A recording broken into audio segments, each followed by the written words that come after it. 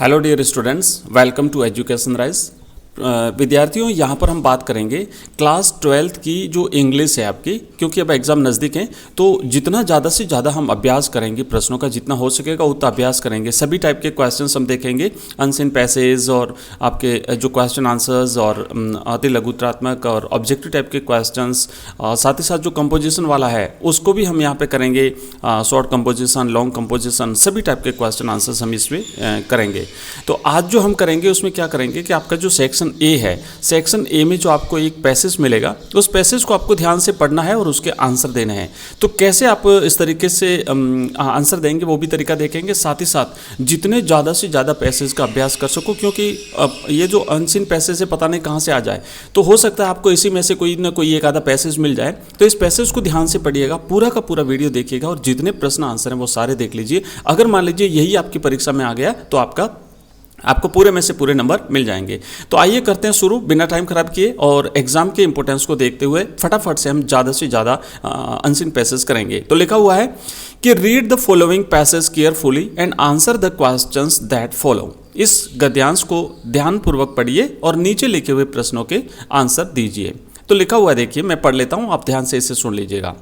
A priest of a famous temple on a high hill in Assam was widely known and respected to be a great scholar। यहाँ पर हम बात करते हैं, मैं थोड़ा सा एक पैराग्राफ का अनुवाद कर लेता हूँ, बाकी आप अपन पढ़ लेंगे, उसके बाद क्वेश्चन आंसर करेंगे तब इसका हो जाएगा। कि आसाम की एक ऊंची पहाड़ी पर एक बहुत ही प्रसिद्ध मंदिर था। उस मंदिर में एक पुजारी रहते थे जो कि काफ़ी जाने पहचाने, मतलब बहुत ही प्रसिद्ध थे, जाने जाते थे और साथ ही बड़े सम्मानित एक व्यक्ति थे, विद्वान थे। When he was on his death bed, अब जब वो अपनी मृत्यु से यहाँ पर थे, he called the trustee of the temple and told him to select and appoint only a human being as his successor।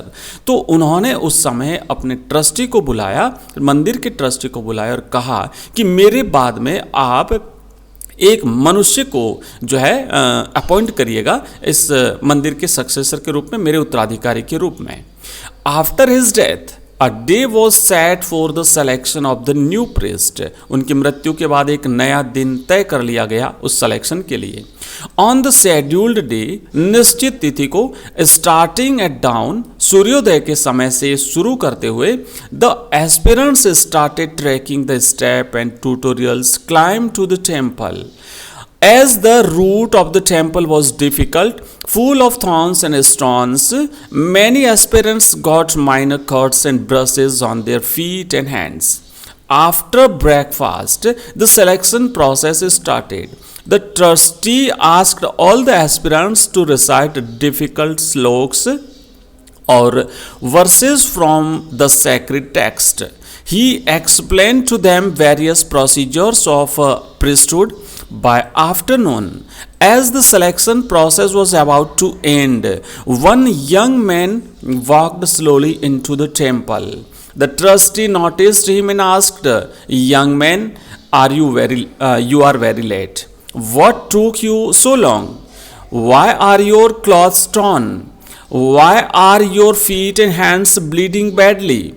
The young man replied, "I know, sir, I am late and so I cannot participate.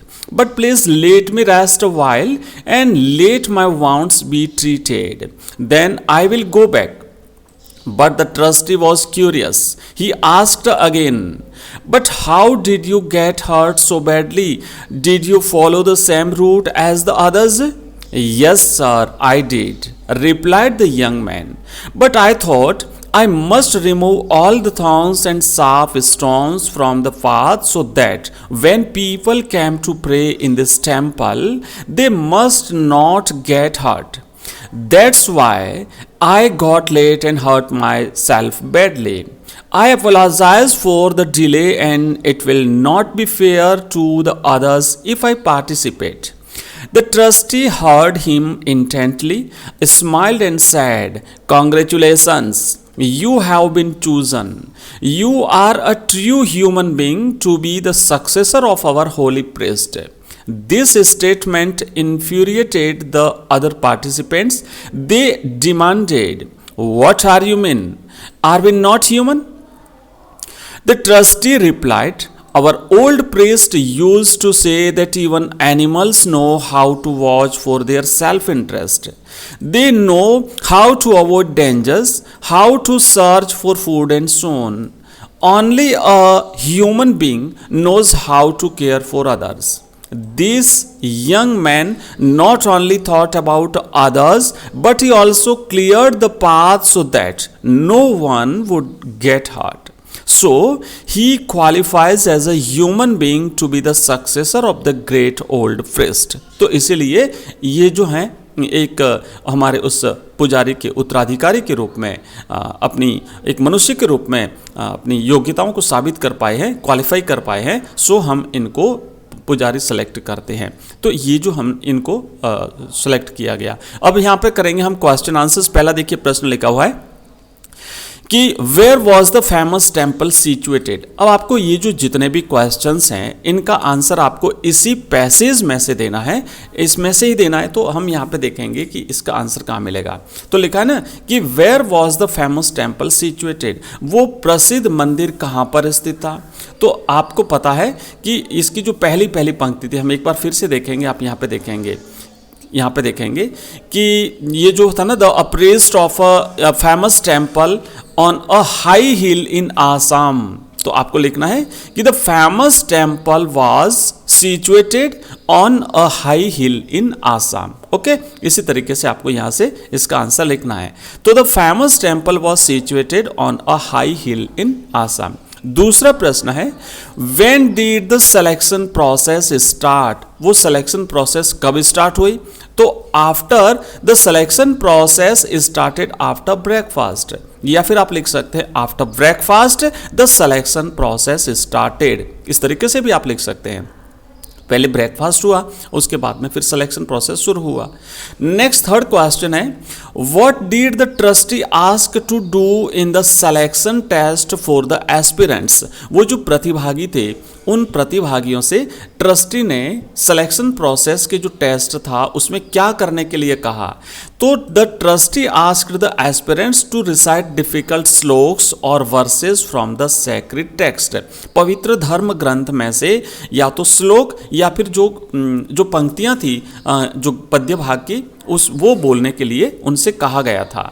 Next question है how did the young man get hurt badly. वो जो young man था जो late पहुंचा था वो बुरी तरह से घायल क्यों हो चुका था। तो हमने देखा पैसेज हमने जब पढ़ा तो स्पष्टली वहां पे लिखा हुआ है कि while removing all the thorns and sharp stones from the path. रास्ते में जितने भी कांटे थे, रास्ते में जितने भी नुकीले पत्थर थे, क्योंकि मंदिर पहाड़ी के ऊपर था तो पहाड़ी पर चढ़ने के लिए जो वहां पे क्लियरली रास्ता नहीं था, पहाड़ पर जो है एक प्रकार से चढ़ना पड़ता था सीधे, तो बीच में जो कांटे आते थे, बीच में जो पत्थर पड़े थे उन सबको हटाया उसने। The young man got hurt badly, और इसीलिए हटाने के दौरान है ना, रिमूविंग करने के दौरान वो पूरी तरह से घायल हो गया।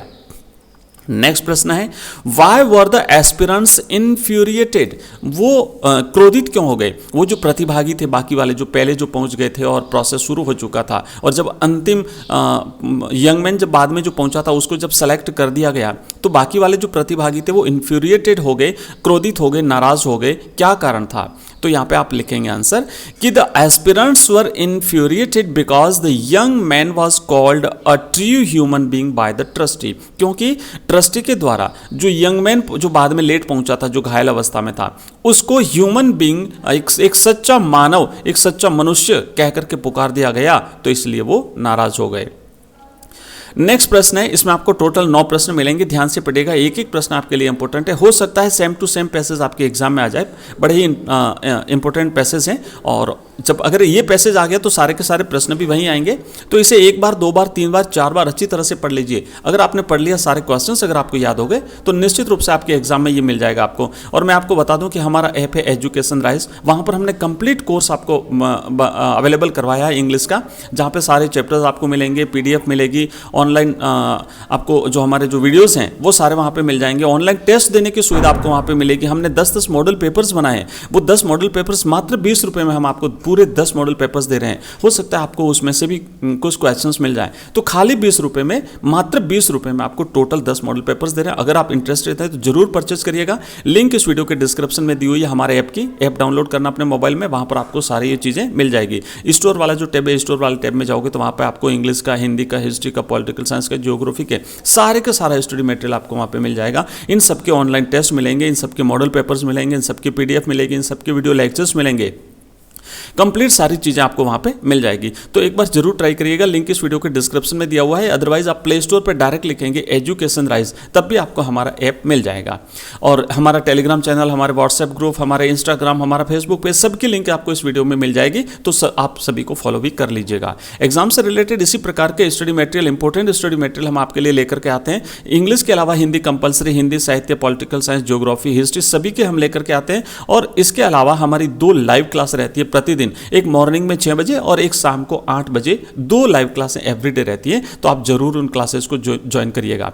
आइए आगे बढ़ते हैं। नेक्स्ट लिखा हुआ है कि why was the young man selected as the new priest of the temple. वो यंग मैन वो जो यंग मैन था उसको मंदिर के एक नए पुजारी के रूप में सेलेक्ट किया गया था। क्यों सेलेक्ट किया गया था? तो आप लिखेंगे कि the young man was selected as the new priest of the temple because क्योंकि he qualified as a human being, क्योंकि वो एक मनुष्य के रूप में क्वालिफाई कर पाया था to be the successor of the great old priest. वो जो एक महान जो पुजारी थे, पूर्व के जो पुजारी, उनके उत्तराधिकारी के रूप में वो जो है वो क्वालिफाई कर पाए, तो इसीलिए उन्हें जो है वो नया पुजारी सेलेक्ट कर दिया गया था।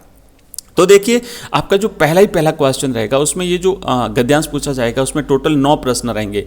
तो 9 में से 6 प्रश्न तो रहेंगे 1 लाइनर क्वेश्चंस के, है ना। 1 लाइनर आंसर आपको देना पड़ेगा पैसेज में से ढूंढ करके।